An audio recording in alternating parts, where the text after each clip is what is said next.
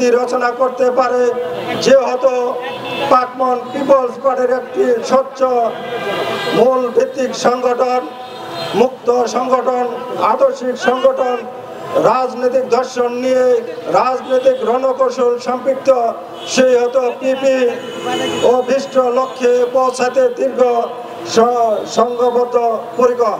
মুক্তিযুদ্ধের পরবর্তী সরকার সমূহ দেশকে গলায় গলায় ঋণে পরিপূর্ণ করে দিয়েছে।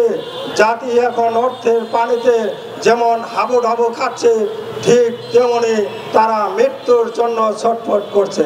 সেই ঋণ মুক্ত দেশ গঠন করতে গেলে দার্শনিক জাতির সত্য দর্শন সমাজনীতি প্রতিষ্ঠা করতে হবে এবং দার্শনিক জাতির হাতকে শক্তিশালী করতে হবে।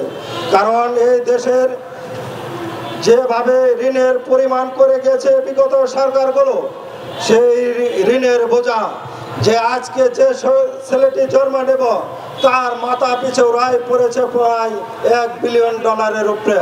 তাই এই সমস্ত আমরা ঋণের বোঝা নিতে চাচ্ছি না।